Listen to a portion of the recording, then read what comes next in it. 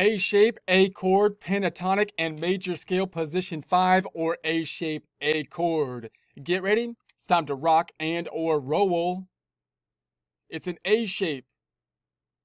But what kind of shape is it? A shape.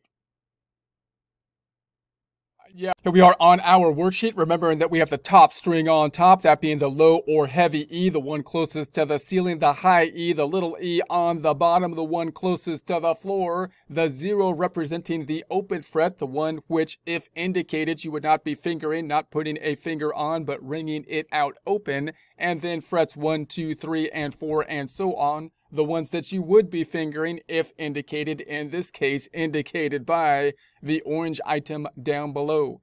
We're now looking at the A shape in the open position, and you want to keep the same kind of thought process. We start with the C shape, in that you're going to learn this as an A shape because everybody does, but you want to think about it as an A shape in the open position, making that distinction in your mind so that you can then move this A shape up and now have, for example, a B chord with an A shape. A shape in the open position now being a B chord because we've moved it out of the open position. That helps you to move this chord along the fretboard. This being a very important one to be able to move due to the fact that it's fairly easy to adjust your fingers in such a way that you can play basically the full kind of bar type chord for it as you move up the fretboard with it. So it's quite an important chord to learn. And so what we got here, and so it's important to learn the different ways to finger it as you move up, so you can basically make a bar chord in essence as you move up, and that becomes a very useful tool in the toolkit. So there's a couple different ways you can play this. The classical way is to put your smaller fingers, 3 fingers down here with your pinky, your ring, and your middle finger in here.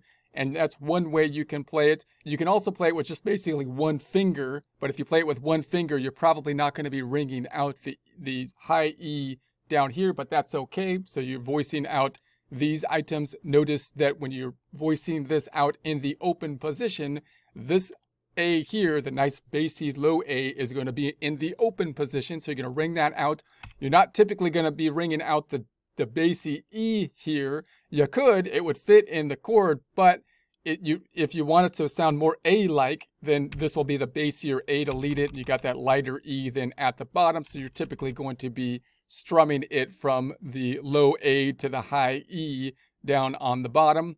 And then, of course, this high E as well, you're not going to need to be fingering that one, and that leaves you free to finger these 3 notes in whatever way that you feel comfortable. Typically, the smaller fingers, if you're going to use 3 fingers, is the way to be more precise with it, because as you're more precise in that way, you can move that 3-finger position up and be more precise as you move up the fretboard when you get to those spaces where you have less space as you move up. Or you could basically use that 1 finger. Typically, if you're in the open position, it'd be like your pointer finger. But when you move up, then you might then reposition this to have your 3 fingers here, possibly reaching back, so that you can basically ring this out, muting this bottom string. Or then you might switch so that you have your pointer finger here and then your ring finger kind of barring this off. So I won't get into a whole lot of detail on the different voicings of the bar chord. Just note that it's important to be able to kind of see how this one will move up. But what we want to do here is really think about, just like we did with the C chord, that it's not just about moving up and playing the same or another chord or voicing of a chord, such as the B chord when you move it up, but about being able to position yourself on the fretboard and using, these positions in order to do so. So this is going to be the A chord in the A position. You can also see it repeating out here on the 12th fret. Let's take a look at the quick music theory with it. So if I was to say, all right, let's say we're going to take our notes from A to A. I'm just going to go from A to A, list our notes. We're going to apply out the whole half thing. So we can go to A, skip to B, a whole step, and then a whole step to C sharp, then a half step to D, whole step to E, whole step to F sharp, whole step to G sharp, and then resoluting back to the A. So if I was to map that out, then the chords that would be in the major scale, A, B, C sharp, D, E, F sharp, G sharp, A, and then if I was to number them, 1, 2, 3, 4, 5, 6, 7, if I was to make a chord out of it, we just start at the first note and skip every other note for 3 notes, A, C sharp, and E. So mapping this out, we're going to have A's, C sharps, and E's. There's the A, there's an E, another A, C sharp, and then E. So there's, notice you only need 3 notes for the chord. There's going to be more than 3 notes as we voice this one out. And that means that you could do different things with this chord. You could just hold these 3 notes down and just strum those 3 notes out, and you'd have basically the chord there. Remembering that you can use this in multiple different ways. If someone is playing a song in the key of A, even if you just know the same A voicing, you could do different stuff by voicing it differently, possibly here, or voicing something out down here, arpeggiating it differently, noting that you don't always need, the A to be the lowest note as we have here. It'd still be an A chord, just with a different voicing of it. And then, of course, you could move all the way up to the 12th and have that same arpeggiating of it up here on the 12th fret. So then let's move on to adding then the pentatonic. There's a little bit more of a trick to look at it within the pentatonic. I'm going to unhide from AI to CM, right click and unhide. So if I add the pentatonic on top of it, notice that this shape right here, as we saw the pentatonic, is the full pentatonic, which is a little bit cut off with when we're talking about the A chord, because the end of the guitar takes place. So in other words, I would call this pentatonic position 5, because if I think of it from the home in C major or A minor, then this would be position 1, and we saw down here it would be position 5. So this is the position that you might learn if you start thinking about it in that way, playing these positions out in C major or A minor. And then you're going to say, well, then the A shape, this is going to be the A shape that I should be able to link to that position. But it gets a little tricky because it really takes 4 frets to see that full pentatonic position. And here we're cut off by the end of the guitar, and we only have the three frets. That can confuse people because people start to say, I don't see how this chord fits into the pentatonic shape. And the reason it doesn't is, of course, because the guitar ends right there. So what you want to be able to do is say, well, this is the full shape with the 4 frets. And if you move it up to another position, as we will do here and so on, you want to see the full shape. And then realize that when you're playing it in the open position, you've only got the 3 frets here that you're going to be dealing with.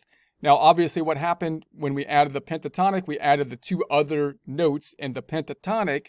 So now, when you're playing the A, you can experiment possibly adding more notes to a chord. And you can, the next notes you'd want to add to experiment with different voicings of it would be possibly the blue notes, the pentatonics.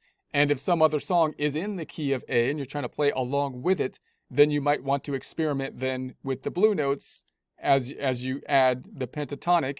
And you could then name basically this pentatonic position as the, the A major pentatonic shape, which the pentatonic shape is 5 notes, whereas the A chord is only 3 notes.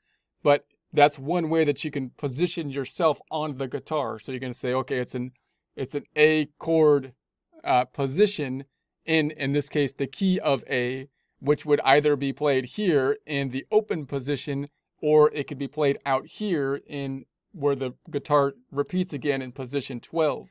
If you moved it up to A B, then you could start thinking in your mind, well, it's an A chord shape, and then you could say it's an A chord pentatonic shape that you're having, even though the chord has 3 notes and the pentatonic has 5 notes, but now it's in the key of B.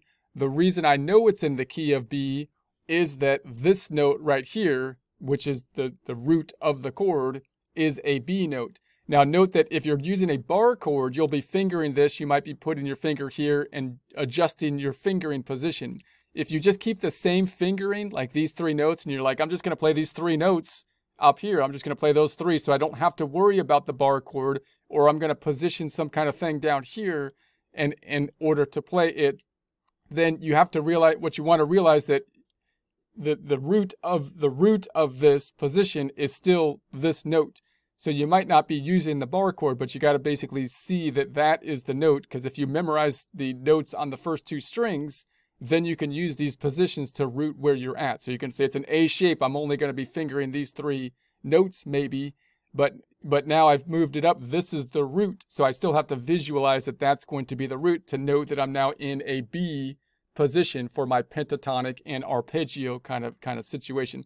So then you can arpeggiate these. You can then add the blue notes. Then if we moved on to the major notes, we're just going to say now you could start to name this. We added the 2 other notes for the major, and you might just say, okay, now I have an A shape, which you could say this shape is an A shape major scale, even though again the major scale has 7 notes and the A chord shape has 3 notes, but it's a way to position yourself on the guitar. It's an A shape major scale, and that would then tell you that you're playing the major scale either in the open position here, or you're playing it up here generally on fret 12, and you're just expanding from the pentatonic, from just the chord shape, expanding to the pentatonic, having 5 notes, and then expanding to the full 7 notes.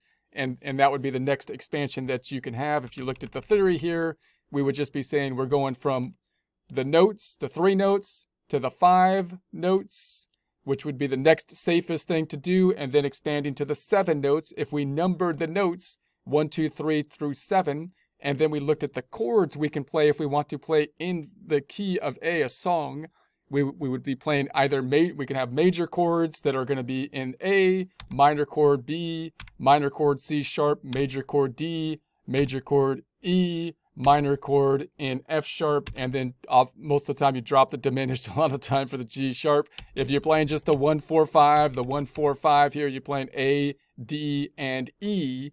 If it happens to be in the key of A, then of course you can simply play this kind of progression starting with the with the arpeggio, and then you can expand to the pentatonic and then expand to the major to play within it. And when the progression goes up to a C sharp or E, you can move this position and say, okay, now I'm going to move it up to around this be a C sharp. I'd move it up here, or an E would be moving it way up here. And I can use this same shape basically to start to think, now I'm going to play the arpeggio in the E, possibly following along with the song, and or add the pentatonic notes to it, expanding, experimenting, and then the major notes.